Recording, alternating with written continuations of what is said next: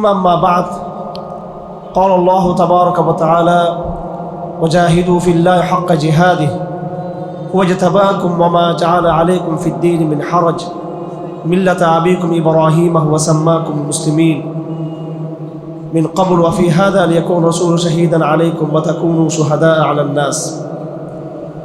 وقال تعالى لقد كان لكم أسوة حسنة في إبراهيم والذين معه إذ قالوا لقومهم إنا براء منكم ومما تعبدون من دون الله كفرنا بكم وبدا بيننا وبينكم العداوة والبغضاء حتى تؤمنوا بالله وحده كفرنا بكم وبدا بيننا وبينكم البغضاء أبدا حتى تؤمنوا بالله وحده إلا قول إبراهيم لأبيه لأستغفرن لك وما أملك لك من الله من شيء ربنا عليك توكلنا وإليك أنبنا وإليك المصير ربنا لا تجعلنا فتنة للذين كفروا واغفر لنا ربنا إنك أنت العزيز الحكيم.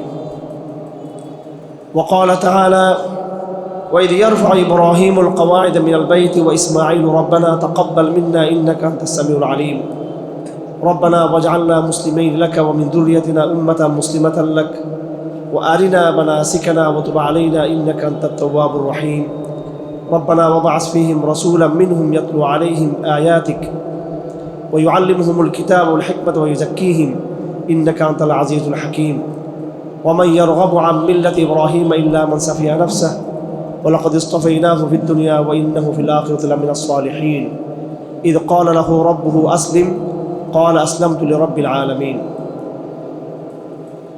وعن أبي هريرة رضي الله تعالى عنه قال العمرة للعمرة كفارة لما بينهما والحج المبرور ليس له إلا الجنة. وقال رسول الله صلى الله عليه وسلم أنا دعوة إبراهيم وبشارة عيسى ورؤيا أمي التي رآها. وعن العرباز بن سارية رضي الله تعالى عنه قال صلى بنا رسول الله صلى الله عليه وسلم ذات يوم فأقبل علينا بوجهه فوعظنا موعظة بليغة ذرفت منها العيون ووجلت منها القلوب فقال أحد منا كأن هذه موعظة مودع فأوصنا يا رسول الله فقال أوصيكم بتقوى الله والسمع والطاعة ولو كان عبدا حبشيا فإنه من يعش منكم بعدي فسيرى اختلافا كثيرا وعليكم بسنتي وسنة الخلفاء الراشدين المهديين تمسكوا بها وعضوا عليها بالنواجذ وإياكم ومحدثات الأمور فإن كل محدثة بدعة وكل بدعة ضلالة. بارك الله لنا ولكم في القرآن العظيم ونفعنا وإياكم بالآيات والذكر الحكيم. اللهم صل على محمد وعلى آل محمد كما صليت على إبراهيم وعلى آل إبراهيم إنك حميد مجيد. اللهم بارك على محمد وعلى آل محمد كما باركت على إبراهيم وعلى آل إبراهيم إنك حميد مجيد. প্রথমত সমস্ত প্রশংসা আল্লাহ পাক সুবহানাহু ওয়া তাআলার, তিনি আমাদেরকে দুনিয়ার সবচেয়ে পবিত্রতম জায়গা মসজিদে বসার তৌফিক দিয়েছেন এবং এই দুনিয়াতে সবচেয়ে পবিত্রতম গ্রন্থ আল কোরআন কারীমের সাথে সম্পর্কযুক্ত হওয়ার তৌফিক আল্লাহ পাক আমাদেরকে দিয়েছেন। আমি হজ থেকে এসেছি প্রায় এক সপ্তাহ হয়ে গেল চট্টগ্রামের বাইরে।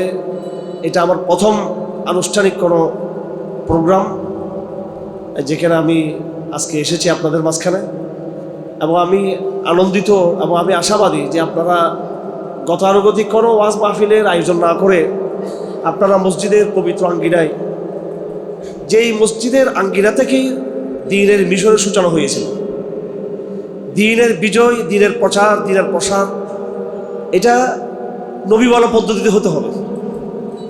নবী বিবর্জিত পন্থায় আপনি যতই পরিশ্রম করেন না কেন দ্বীনের কোনো দিন বিজয় হবে না। দ্বীনের মসজিদ হচ্ছে আমাদের ঠিকানা, মিম্বর, মেহরাব এগুলো হচ্ছে আমাদের কাজের প্ল্যাটফর্ম, এবং কোরআন শরীফ হচ্ছে আমাদের ম্যানিফেস্টো, এটা আমাদের ইশতিহার।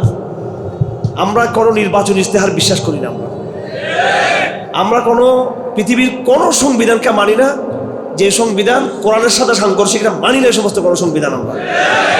আমাদের সংবিধান, আমাদের আইন, আমাদের ইশতিহার হচ্ছে আল্লাহ পাক সুবহানাহু ওয়া তাআলা যুগে যুগে নবীদের উপর যেটা নাযিল করেছিলেন আসমানি গ্রন্থ, এগুলো হচ্ছে আমাদের ইশতিহার। বিশেষ করে আখিরি জমানা খাতুমুন নবিয়্যিন সাইয়্যিদুল কাউনাইন মুহাম্মদ মুস্তাফা সাল্লাল্লাহু আলাইহি ওয়াসাল্লামকে আল্লাহ পাক চূড়ান্তভাবে মানব জাতির কাছে পাঠিয়েছেন। ইসলামকে চূড়ান্তভাবে রাজনৈতিকভাবে, সাংস্কৃতিকভাবে, সামাজিকভাবে, সামরিকভাবে সব দিক থেকে ইসলামকে বিজয় করার মিশন দিয়ে পাঠিয়েছেন। আর তার জন্য আল্লাহ পাক যে গ্রন্থ দিয়েছেন সেটা হচ্ছে আল কোরআন। সুতরাং যাদের বুকে আল কোরআন আছে, যাদের হাতে আল কোরআন আছে, যাদের কাছে মসজিদের মতো এরকম ঠিকানা রয়েছে, ওনাদের জন্য চিন্তা করার কোনো কারণ নেই।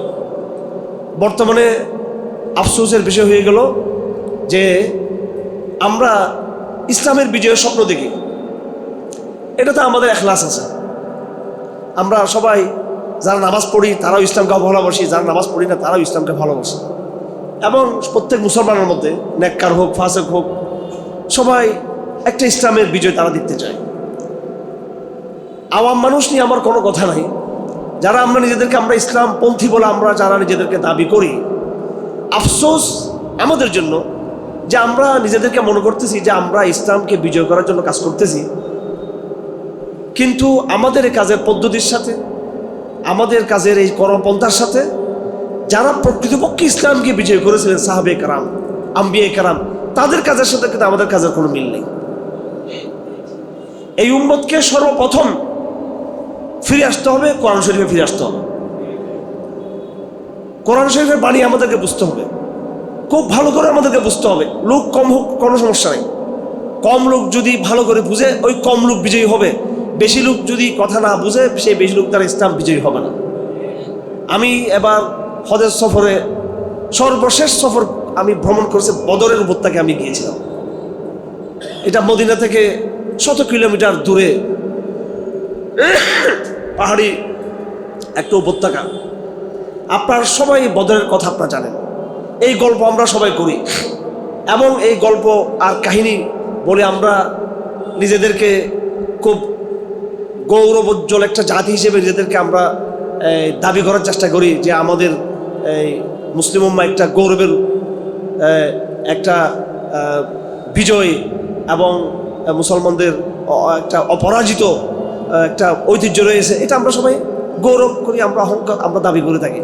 কিন্তু আপনারা সকলেই এটাকে খেয়াল করেছেন যে এই বিজয়ের মূল রহস্য কী ছিল? এটা ইসলামের ইতিহাসে প্রথম ঘটনা ছিল না।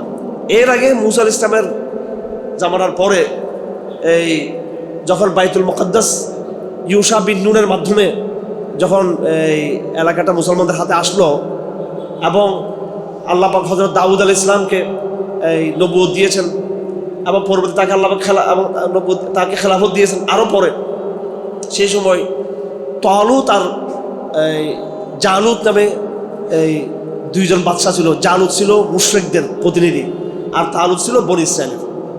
আল্লাহ পাক বলেন, আউযু বিল্লাহি মিনাশ শাইতানির রাজীম,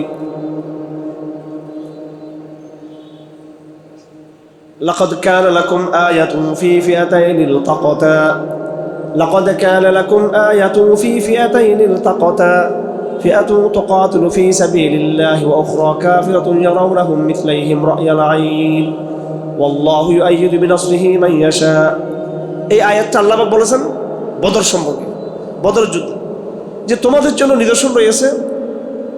লাকাদ কানা লাকুম আয়াতুন ফি ফিআতাইনি ইলতাকাতা, ফিআতুন তুকাতিলু ফি সাবিলিল্লাহ ওয়া উখরা কাফিরাতুন ইয়ারাউনাহুম মিথলাইহিম রা'য়াল আইন। একদিকে খুব অল্প সংখ্যক মুসলমান, কিন্তু কাফেরদের চোখে আল্লাহ পাক তাদেরকে খুব বেশি করে দেখিয়ে দিল। আরেকদিকে কাফের মুসলমানদের সংখ্যা ছিল খুব কম, কাফেরদের সংখ্যা ছিল খুব বেশি। ফিআতুন তুকাতিলু ফি সাবিলিল্লাহ, একদল আল্লাহর রাস্তায় জিহাদ করতেছিল, আরেক দল মুসলমানদেরকে তুচ্ছ তাচ্ছিল্য নগণ্য মনে করতেছিল মুসলমানদেরকে, এবং তারা ছিল সংখ্যায় বেশি। এইটা আল্লাহ পাক সূরা আলে ইমরানে উল্লেখ করেছেন এই কাহিনী। এবং সূরা আনফালের মধ্যে, সূরা আনফাল কোরআন কারীমের একটা গুরুত্বপূর্ণ সূরা, সূরা আরাফের পরে, এখানে আরো বিস্তারিত কিভাবে ফেরেশতাদের মাধ্যমে আল্লাহ পাক ইসলামকে বিজয় করেছে সে কাহিনী আল্লাহ পাক তুলে ধরেছেন। আর সূরা বাকারার মধ্যে আল্লাহ পাক সুবহানাহু ওয়া তাআলা ইসলামের আরো কয়েক হাজার বছর আগে তালুত এবং জালুতের কাহিনী আল্লাহ পাক সুবহানাহু ওয়া তাআলা আমাদের সামনে উল্লেখ করেছেন।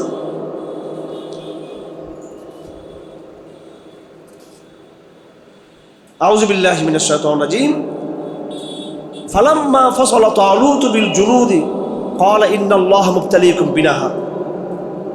তালুত এবং জালুতের বাহিনী, এই দুটো ঘটনা, একটা হচ্ছে তালুত জালুতের বাহিনী ঘটনা, আর একটা হলো বদরের কাহিনী। এই দুটো ঐতিহাসিক ঘটনা, একটা বনী ইসরাইলের মুসলমানদের সাথে কাফেরদের সাথে হয়েছিল, আর একটা হচ্ছে আরবের মুসলমানদের সাথে আরবের মুশরিকদের সাথে ঘটনা ঘটেছিল। এই দুটো ঘটনার মাধ্যমে আল্লাহ পাক সুবহানাহু ওয়া তাআলা কিয়ামত পর্যন্ত আমাদেরকে স্পষ্ট বার্তা দিয়েছেন, ইসলাম কখনো সংখ্যার জোরে বিজয়ী হবে না। সংখ্যা বেশি হওয়া এটি গণতন্ত্রের কথা, এটি ইসলামের কথা, এটা নয়। গণতন্ত্র মনে হলো যেদিকে সংখ্যা মেজরিটি মাস্ট বি গ্রান্টেড, এটা পলিটিক্যাল সায়েন্সে বলা আছে, মেজরিটি মাস্ট বি গ্রান্টেড। এটা হচ্ছে মেজরিটি যেদিকে সেদিকে থাকবে, সফরেনিটি অফ পিপল, জনগণের সার্বভৌমত্ব, যেদিকে জনগণ বেশি কথা বলবে ওদিকে থাকবে। ইসলাম বলতে নো, সেটা কখনো হবে না। যেদিকে হক সেদিকে থাকতে হবে, সংখ্যায় তারা চাই কম হোক। সেই হাজার হাজার বছর আগে তালুত জালুতের বাহিনী ঘটনাতে আমরা দেখছি খুব সীমিত সংখ্যক লোক। এবং আপনারা জানেন তালুত যিনি বাদশা ছিলেন তিনি গরিব ছিলেন, হ্যাঁ।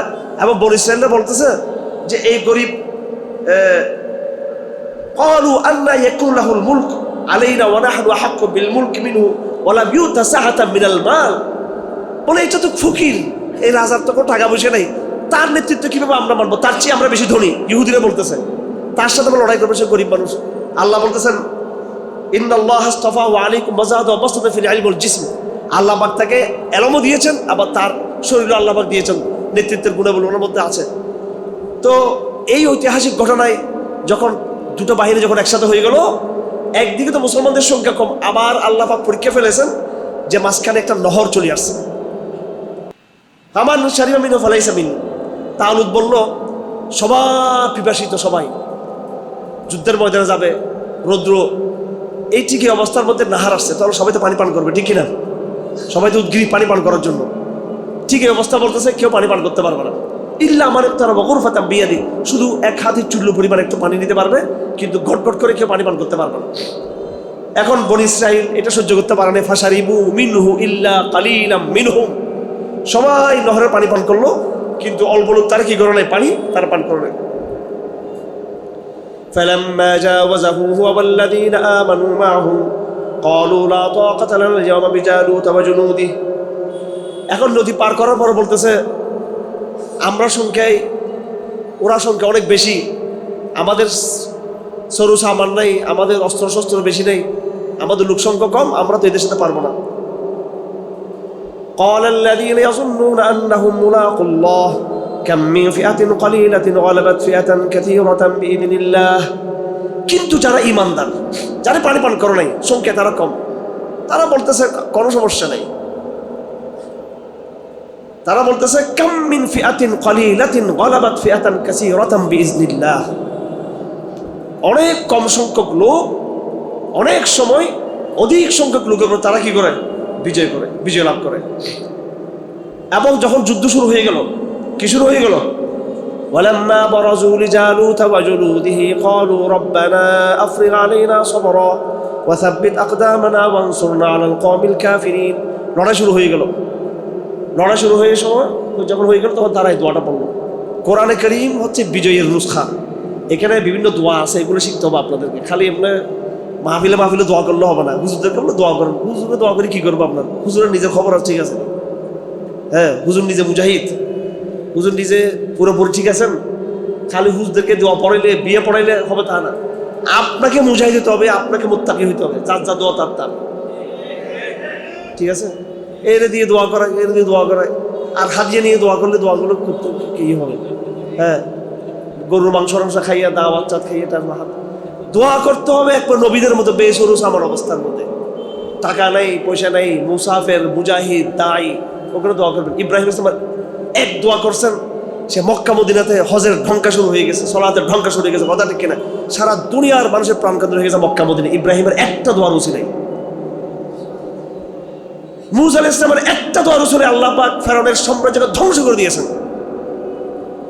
এইভাবে ইলিয়াস ইসলামের একটা দোয়ার ওসিলাই, ঈসা ইসলামের একটা দোয়ার ওসিলাই, একটা দোয়া পৃথিবীর ইতিহাসকে উলট পালট করে দিয়েছেন। হ্যাঁ, এগুলো আমরা জানি না।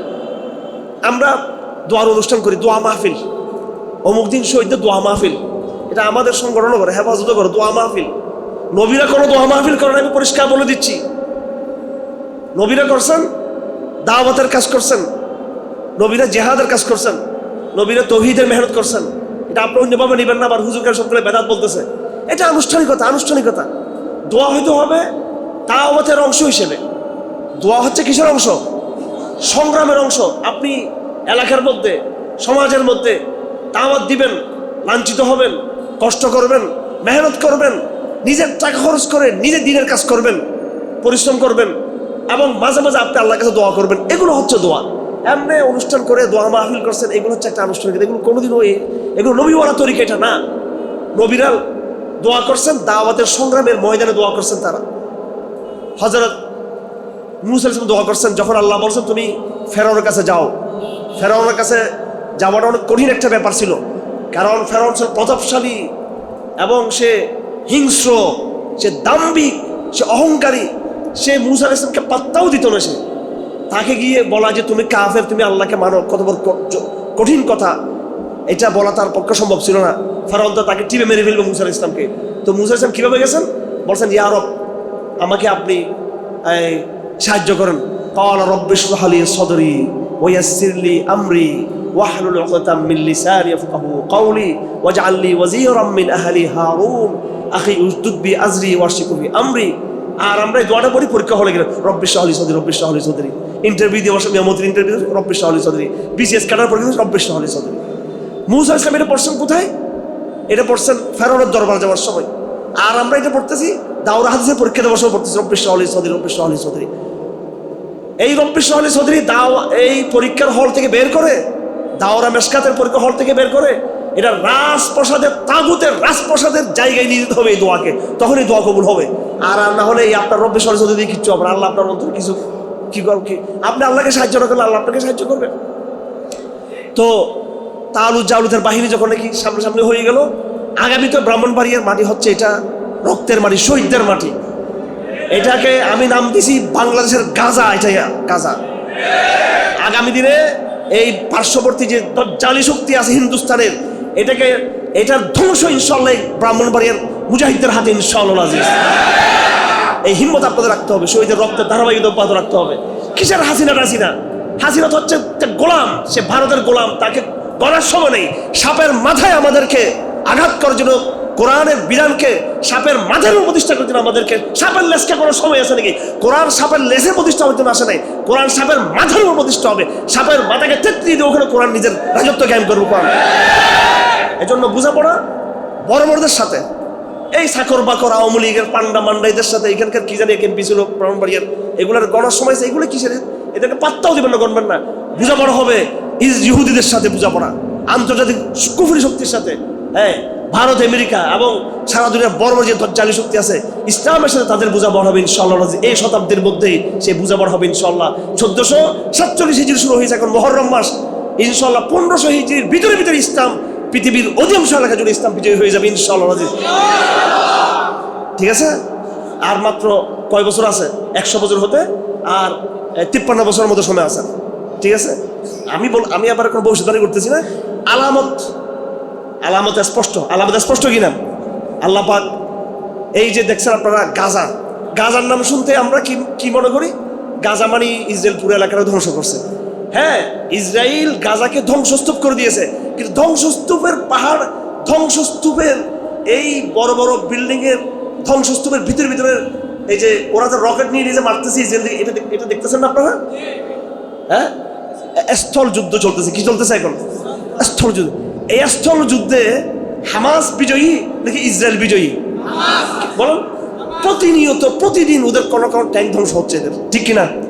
ওদের সৈনিকরা মারা যাচ্ছে, ওদের সৈন্যরা মারা যাচ্ছে, এদের ভিডিওগুলো দেখবেন আপনি। এটা আমাদের মিডিয়ার আধার করে আমরা বুঝতেছি না। আলহামদুলিল্লাহ, আকাশ যুদ্ধে হামাস পরাজিত, ফিলিস্তিন পরাজিত, কিন্তু বাস্তব লড়াই কিন্তু আকাশের লড়াই নাকি স্থল লড়াই। স্থল লড়াইয়ে আলহামদুলিল্লাহ ইসলাম বিজয়ী, ইসলাম গাজাতে বিজয়ী, ইসলাম আফগানিস্তানে বিজয়ী, ইসলাম সোমালিয়াতে বিজয়ী হচ্ছে, ইসলাম ইয়ামানে বিজয়ী হচ্ছে। আপনি কি মনে করছেন সেই ইসলাম হিন্দুস্তানে বিজয়ী হবে না? যে ইসলাম পৃথিবীর বিভিন্ন প্রান্তে প্রান্তে বিজয়ী, সেই ইসলাম এই অঞ্চলেও ইসলাম বিজয়ী হবে। তবে আমাদের আরো প্রচুর রক্ত শাহাদতের নজরা আমাদেরকে পেশ করতে হবে। আল্লাহ যেন সেই হিম্মত এবং সেই জজবা, সে ইখলাস, সে তাকওয়া যেন আল্লাহ আমাদের সবাইকে দান করেন আমাদেরকে, এবং এই পথ যেন সহজ করে দেন। এবং আল্লাহ এই অঞ্চলের জন্য মুত্তাকি একটা কাফেলা এবং মুত্তাকি করে ইমাম যেন আল্লাহ আমাদেরকে দান করেন এই অঞ্চলের মধ্যে। আমার ভাইরা, যাই হোক, যেটা বলতেছিলাম যে ইসলামকে বিজয় করব কোন পথে? সংখ্যা বেশি, বেশি জনসমুদ্র, জনসমাবেশ, গণমিছিল, বড় বড় লং মার্চ, বড় বড় প্রোগ্রাম। নির্বাচনে এখন স্বপ্ন দেখতেছে যে ইসলামপন্থীরা সব ঐক্যবদ্ধ হয়ে গেলে বিএনপির বঙ্গোপসাগর বানাই দিবে। এটা তো সহজ। হ্যাঁ, ইসলামপন্থীরা আমরা এক হয়ে গেলে আমরা সংসদে যেতে পারবো। আপনার বিরুদ্ধে ভারত, আপনার বিরুদ্ধে আমেরিকা, আপনার বিরুদ্ধে মিডিয়া, আপনার পক্ষেও সামরিক বাহিনীর শক্তিও আপনার সাথে নাই। হ্যাঁ, ব্যবসায়ী সমাজ আপনার পক্ষে না, মুসলমানদের মধ্যে ইমান দুর্বল। এইরকম দুর্বল অবস্থার মধ্যে সমস্ত ইসলামপন্থীর ঐক্যবদ্ধ হলেও কি এরা ক্ষমতা পৌঁছতে পারবে? ক্ষমতা পৌঁছলেও সেটা কি করবে না, সাস্টেন করবে না, করবে না। আলজেরিয়াতে ক্ষমতায় গিয়েছিল ইসলামপন্থীরা, মিশরে গিয়েছিল, টিকতে পারেনি। এগুলো বুদ্ধিশুদ্ধি লাগবে আমাদের। আপনি মনে করতেছেন নির্বাচন হলেই সব সব দলগুলো ইসলামিক এক হয়ে গেলে এরপর আমরা ক্ষমতায় যাব? ঠিক আছে, 2024 সালে আওয়ামী লীগের দুর্নীতি করছে নির্বাচনের মধ্যে, 2018 সালে করছে, ঠিক আছে, 2014 সালে করছে, 3 বার করছে। 2014 সালে আওয়ামী লীগ 2 নম্বরই করছে অবৈধভাবে, 2018 সালে করছে অবৈধভাবে, 2024 করছে। কিন্তু 2009 সালে বাঙালিরা কিন্তু আওয়ামী লীগকে ভোট দিয়ে ক্ষমতায় বসেছিল। তা আবার ঠিক ঠিক বলতেছেন কেন? আবার শরীর স্যার কেন বলতেছেন? 2009 সালে তো আওয়ামী লীগ ক্ষমতায় ছিল না, তখন তো আওয়ামী লীগ ক্ষমতার বাইরে ছিল, তখন তো সেনা সরকার ছিল, তখন তো নিরপেক্ষ নির্বাচন হয়েছিল মোটামুটি, তখন আওয়ামী লীগ আসলো কেমনে? আপনি এই মুনাফিক জনগোষ্ঠীকে আপনি বিশ্বাস করেন? আপনি 3-4-5 বছরে দেখবেন, যখন হুলস্থুল হলে আবার ফেয়ার ইলেকশন হলে দেখবেন আওয়ামী লীগের লোকরাই আবার ব্যবসা বাণিজ্যতে টিকে গিয়ে এরা দেখবেন আবার কি হয়তো এই জনগণের তাদেরকে ভোট দিয়ে করতে, এদের কোনো ইয়ে নেই তো, জনগণের স্থির কোনো ইমান নাই। বলেন আছে? এটা কথা একটু নিজের গায়ে পড়তেছে, একটু নিজের গায়ে পড়তেছে। 2009 সালে জনগণ দেয় না ভোট, এরপর 1996 সালে কি জোর করে আসছে ওরা, জনগণের তো ভোট দিচ্ছে এদেরকে। সুতরাং মানুষের মধ্যে ইমানের মেহনত ঘরে ঘরে প্রচন্ড বিপ্লবের আগুন যতক্ষণ জ্বালিয়ে দিবেন না আপনি, এই দুর্বল জনগোষ্ঠী নিয়ে আপনি স্বপ্ন দেখতে পারেন না। যে জনগণ আপনাকে আগামী বছর ইলেকশনে হয়তো বিজয়ী করবে, তারাই 2-3-4-5 বছর পরে আপনার প্রতি অসন্তুষ্ট হয়ে আবার নৌকাতে সিল মারা শুরু করে দিবে। পরিবেশ তৈরি হয় নাই। এই জন্য কোরআনের মেহনত করতে হবে, ঘরে ঘরে কোরআনকে চালু করতে হবে, ব্যাপক প্রত্যেকটা স্কুলকে, কলেজকে, বিশ্ববিদ্যালয়কে কোরআনের দুর্গ বানাতে হবে। নারীদের মধ্যে ইসলামের ব্যাপক তালিমের চর্চা করতে হবে, এবং আমাদের মধ্যে অনেক বেশি সংঘবদ্ধ হইতে হবে আমাদেরকে। তখন আমরা ইসলামের বিজয় স্বপ্ন দেখতে পারি। এখন এই দুর্বল অবস্থায় কোনোদিন আমরা বিজয় হতে পারবো না। যাই হোক, তো আল্লাহ পাক সুবহানাহু ওয়া তাআলার পদ্ধতি ছিল কম লোককে আল্লাহ পাক বিজয় করবেন। তো তালুত আর জালুতের বাহিনী যখন নাকি কি হয়ে গেল, মুখোমুখি হয়ে গেল, তখন তালুতের বাহিনী যারা ছিল মুসলমানরা একটা ঐতিহাসিক দোয়া পড়লো। কি পড়লো? ঠিক এই দোয়াটা আমরাও পড়বো। আমাদের নবীরা, আমাদের আম্বিয়া কেরাম যখন যে দোয়া পড়ছেন সংগ্রামে, যেমন ধরেন আপনি ডিসির অফিসে যাচ্ছেন দোয়া করার, দাওয়াত দেওয়ার জন্য, এসপির কাছে যাচ্ছেন, প্রধানমন্ত্রীর কাছে যাচ্ছেন, কোনো সামরিক অফিসারের কাছে আপনি যাচ্ছেন, তখন আপনি চিন্তা করবেন মুসা আলাইহিস সালাম ফেরাউনের কাছে যাওয়ার সময় যে দোয়া পড়ছেন, আপনি এই দোয়াটা পড়বেন। এইভাবে তালুত যখন আপনি কাফেরের সাথে যখন আপনি এই মুখোমুখি হবেন ময়দানের মধ্যে, তখন তালুতের বাহিনী দোয়া পড়ছিল রব্বানা আফরিগ আলাইনা সবরা ওয়া সাব্বিত আকদামানা ওয়ানসুরনা আলাল কওমিল কাফিরিন। হে আল্লাহ, আপনি আমাদেরকে সবর ঢেলে দেন, মনের মধ্যে কি রাখিয়েন না, অস্থিরতা রাখিয়েন না, মনের মধ্যে একটা শান্তি দেন, প্রশান্তি দেন, স্থিরতা দেন, ধৈর্য দেওয়ার তৌফিক দেন। ওয়া সাব্বিত আকদামানা, আমাদের কদমকে মজবুত করে দেন, কদম যেন না কাঁপে, কদমকে দৃঢ় করে দেন। ওয়ানসুরনা আলাল কওমিল কাফিরিন, এবং কাফেরদের উপর আপনি আমাদেরকে কি করেন, বিজয়ী করে দেন। এটা কার দোয়া ছিল? হ্যাঁ, তালুতের বাহিনী, মুসলমানদের, বনি ইসরায়েল যারা মুসলমান, তাদের দোয়া ছিল। আল্লাহ পাক সুবহানাহু ওয়া তাআলা আল্লাহ পাক তাদেরকে বিজয় করছেন অল্প সংখ্যক। আমি এবার হজের সফর থেকে আসার সময় এই মাত্র বাংলাদেশে আসার 2 দিন আগে আমি বদরে গিয়েছিলাম। ওখানে একটা মসজিদ আছে, মসজিদ আল আরিশ, কোরআন শরীফে আছে মুসলমানরা ছিল উঁচু জায়গায়, কাফেররা ছিল নিচে জায়গায়। আবু জাহেলের ওদিকে, এদের আবু জাহেলের বদমাশের কবরও ওখানে আছে, সবগুলো ওখানে, কিন্তু ওদিকে পুলিশে যেতে দেয় না। ওখানে গেলে বাঙালিরা স্যান্ডেল, জুতা, পাথর, থুতু সব মারা শুরু করে ওখানে, ঠিক আছে, হাজার হাজার। এই জন্য পুলিশে এখন ওদিকে যেতে দেয় না মানুষকে। এরা কোথায় জানে ওদিকে পড়ে আছে, হ্যাঁ, একদম ময়দানের নিচের দিকে। আর যারা বদরের সাহাবি, 14 জন সাহাবির ওনাদের খবর, একজন তো রাস্তায় শহীদ হয়েছেন, বাকি 13 জনের খবর ইয়ের মধ্যে রয়েছে। এই আপনার মাঠের এক পাশে রয়েছে আলহামদুলিল্লাহ বিশাল কবরস্থান। তো ওই জায়গার মধ্যে একটা মসজিদ আছে, এটাকে বলে আল আরিশ। আরিশ শব্দের অর্থ হচ্ছে ছাউনি। রাসূলুল্লাহ সাল্লাল্লাহু আলাইহি সাল্লাম একটা ছাউনি কেটেছিলেন পাহাড়ের উপরে। সাহাবায়ে-কেরাম পরামর্শ দিয়েছেন, ইয়া রাসূলুল্লাহ আপনি একটা ক্যাম্প কায়েম করেন, চিফ কমান্ডার হিসেবে। যুদ্ধের যারা আপনার সামরিক বাহিনীর পদ্ধতির মধ্যে আছে, 2 দিকে যুদ্ধ হলে একটা কি থাকে, যেখান থেকে কমান্ড করা হবে, চিফ কমান্ডার যেখানে থাকবে, যেখান থেকে সবাইকে নেতৃত্ব দেওয়া হবে, এটাকে বলা প্রধান ছাউনি, সেন্ট্রাল ছাউনি এটা। তো এটা এখন ইদানিং মসজিদ হয়ে গেছে। আল্লাহ রসুল সাল্লাল্লাহু আলাইহি ওয়াসাল্লাম বদরের ময়দানে গিয়ে এমনভাবে দোয়া করতে করতে করতে করতে আল্লাহ রসুল পাগল হয়ে গিয়েছিলেন। 2 হাত তুলে এভাবে দোয়া করছেন, ইয়া আল্লাহ ইনতাহাল খাদিল আসাবা ফালান তুবাদ, হে রব আজকে যদি বদরের ময়দানে আমার এই বাহিনী পরাজিত হয়ে যায়, এই দুনিয়াতে আর কেউ তোমার ইবাদত করতে থাকবে না। আমি আর আপনি আজকে মসজিদে আসতে পারছি এটা বদর যুদ্ধের কারণে, কথা ঠিক কিনা? বদর যুদ্ধ যদি ইসলাম পরাজিত হতো, তাহলে আজকে আমি আপনি কি থাকতে পারতাম না? মুসলমান থাকতে পারতাম না। আমার আপনার হজ করতেছি, ওমরা করতেছি, মাদ্রাসায় মুহাদ্দিসগিরি করতেছি, মুহতামিগিরি করতেছি, রাজনীতি করতেছি, ইসলামের সবগুলো হচ্ছে বদর যুদ্ধের অবদান, বদর যুদ্ধের টার্নিং পয়েন্ট। হ্যাঁ, তালুত আর জালুতের বাহিনীতে যদি জালুত বিজয়ী হতো, তালুত পরাজিত হলে ইসলাম ওই 2000 বছর আগে ফিনিশ হয়ে যেত, তাওরাতের ইসলাম আর থাকতো না পৃথিবীর বুকে। ঠিক তদ্রুপ বদরের ময়দানে যদি ইসলাম পরাজিত হতো, তাহলে আমি আপনি সবগুলো হিন্দুর বাচ্চা হইতো, আমরা সবাই হয়তো মগ হইতাম, নাহলে আমরা চাকমা, নাহলে বৌদ্ধ হইতাম, নাহলে খ্রিস্টান হইতাম, নাহলে ইহুদি হইতাম, নাহলে আমরা কি হইতাম? হিন্দু হইতাম, কথা ঠিক কিনা? তো বদর আমাদেরকে বিজয় দিয়েছে।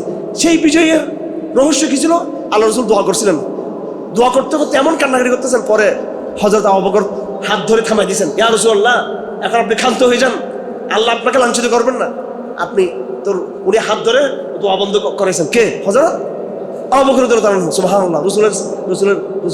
রসুলের এই পাগলামি, রসুলের এই জজবা, মানে আল্লাহর সাথে এমন একটা উনি কি লাগাই দিয়েছেন ওখানে, মানে আবদার আর ঝগড়া, মানে মহব্বতের একটা কি বলে এটাকে, এটা কি বলে, হ্যাঁ অভিমান বলে, মহব্বতের একটা আবদার আবদার আবদার আল্লাহ বোধ এমন আবদার করা শুরু করছেন, মানে হাত আর নামতেছেন নিচে।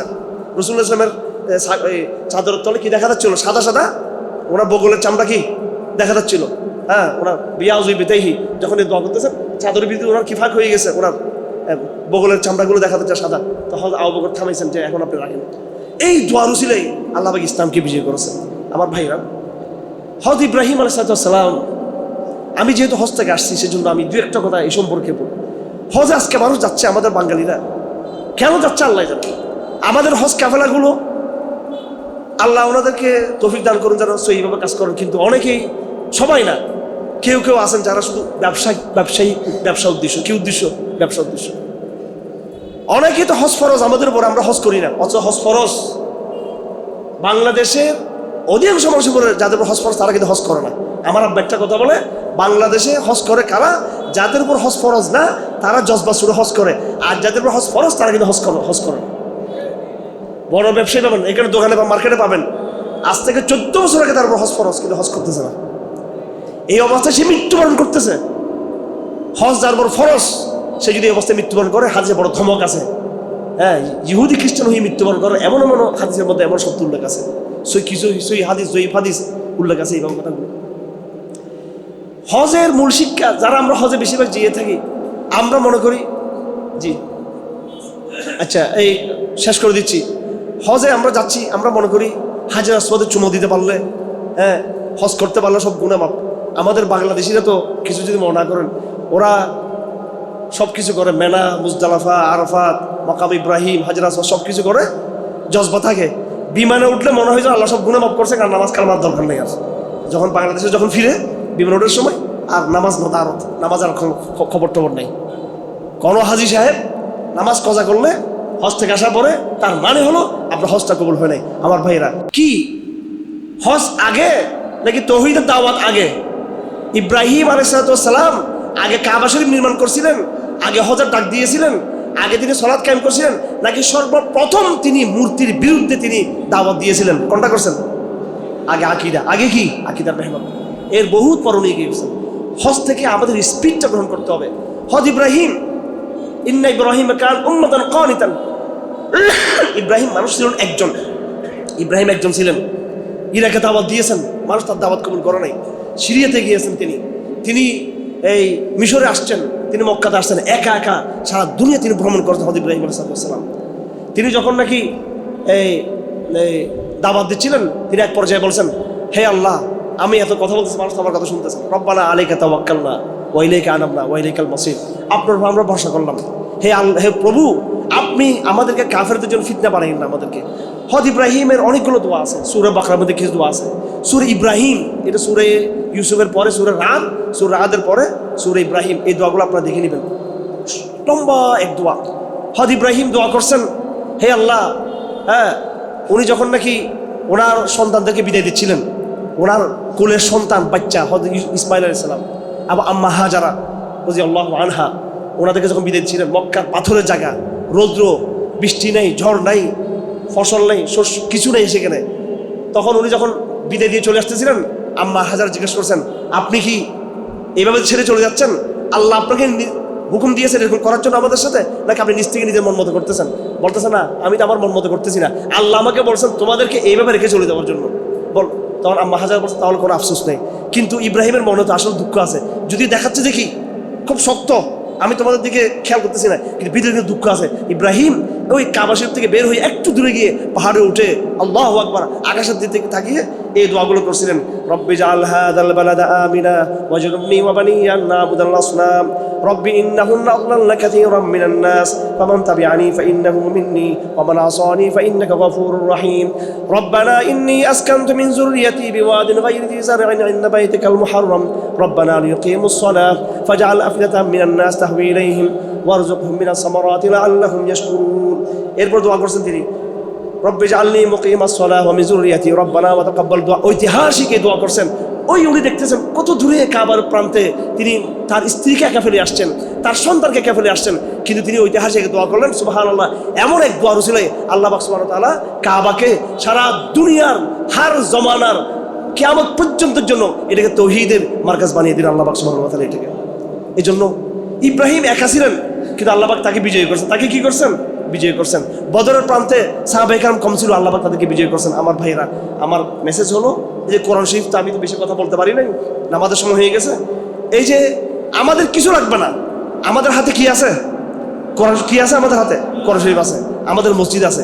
যদি আমরা কোরআনকে ঠিক মতো বুঝি আর নবীদেরকে যদি আমরা ফলো করি আর আল্লাহর কাছে যদি আমরা দোয়া করি, আল্লাহ নবীদেরকে যেভাবে বিজয়ী করছেন আমাদেরকে এই জমানায় এইভাবে বিজয়ী করেন আমাদেরকে, ভারতের বিরুদ্ধে, আমেরিকার বিরুদ্ধে, তাগুতের বিরুদ্ধে, নাস্তিকদের বিরুদ্ধে, মুনাফিকদের বিরুদ্ধে, মগ, বৌদ্ধ, সারা দুনিয়ার সকল রকমের কুফরি শক্তির বিরুদ্ধে এই জমানায় আমাদেরকে বিজয়ী করেন। তাহলে ইনশাআল্লাহ আমরা বিজয়ী হব, কারণ আমরা ইব্রাহিম আসলামের উম্মত, আমরা মুহাম্মদ সাল্লাল্লাহু আলাইহি ওয়াসাল্লামের উম্মত, আমরা নবী ঈসা মুসা ইসলামের এই পথের মধ্যে আমরা তৌহিদের পথে আমরা রয়েছি।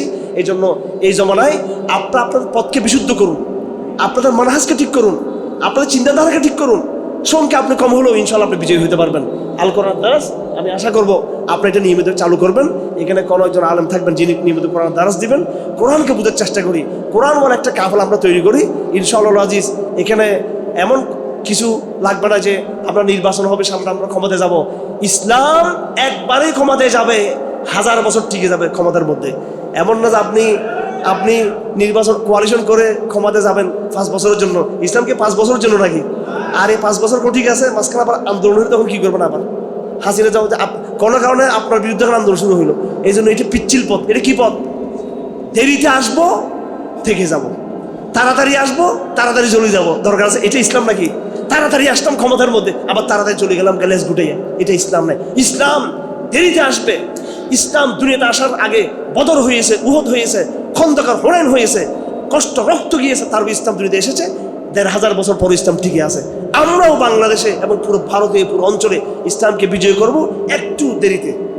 এর আগে আমরা দাওয়াতের মোটিভেশন করব, নিজের আকীদাকে বিশুদ্ধ করব, সমাজকে তৈরি করব, বিশ্ববিদ্যালয়ের তরুণদেরকে তৈরি করব, নারী সমাজকে তৈরি করব, এই রাষ্ট্রের আমরাদেরকে তৈরি করব, রাজনীতিকে দাওয়াত দিব।